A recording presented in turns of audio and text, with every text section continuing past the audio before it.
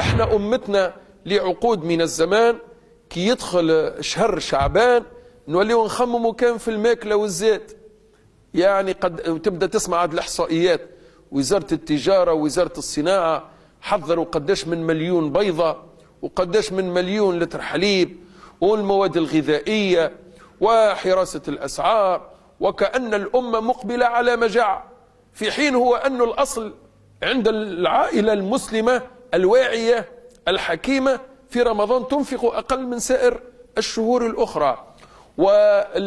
والغاية ليست الطعام في رمضان بقدر ما هي الغاية هي العبادة.